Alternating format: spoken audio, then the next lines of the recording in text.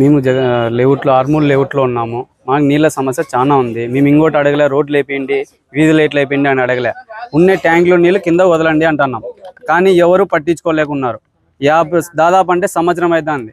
ఇప్పుడు దాదాపు అంటే 2 కుటుంబాలు నీళ్ళ సమస్య నుంచి ఖాళీ చేసిపోయినారు. ఇట్లా చేసి ఇంట్లో ఎవరు వస్తారని అసలు ఇండ్లు పట్టించుకునే వాళ్ళు లేరు.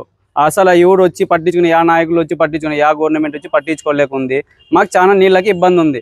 మేము లైట్లు అడగలే, ఇంకోట్లు అడగలే, మాకు నీళ్ళకి కావాలి. ఇప్పుడు ట్యాంకులో నీళ్లు ఉన్నా కానీ పైన ట్యాంకులో నీళ్లు ఉన్నాయి, కానీ నీళ్లు మాత్రం వదలడం లేదు.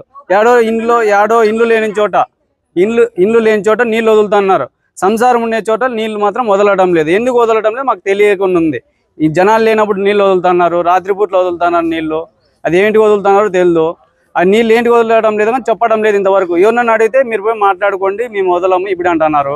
ఎందుకు నీళ్ళు వదలడం లేదు? మాకైతే ఇప్పుడు రావాలి. ఇప్పుడు మా ఏమున్నా మనం చేయాలని మేము వచ్చి ధర్నా చేస్తున్నాము.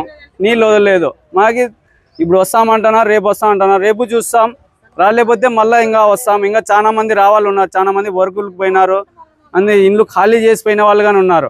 ఏంటికి రావటం లేదు మాకైతే అర్థం కాకుండా ఉంది. సార్ అందరికీ నమస్కారం సార్. మేము జగనన్న కాలనీలో ఉన్నాము, ఆల్మూర్ లేఅవుట్లో.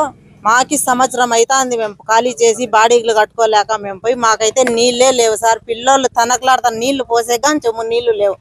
మేము ఎంత ఇబ్బంది పడుతున్నాం. చిన్న పిల్లలు ఉండేవాళ్ళు ఈ ఎండల కాలము కనీసం పిల్లలకు బట్ట ఒక చెడ్డీ కడిగి ఏళ్ళన్నా పిల్లలకు చెడ్డీలు లేవు. మాకు అంత ఇబ్బంది పడుతున్నాం. మాకు బాధ అంటే అంత బాధ అవుతుంది. ఏడ్చేదో తక్కువ ఉంది నీళ్ళకి. మాకి నీళ్లు కావాలా ఫస్ట్. అక్కడ మాకు మేమేంది అడగలేదు. మాకు రోడ్లు వద్దు. ఇప్పుడు ఎప్పుడన్నా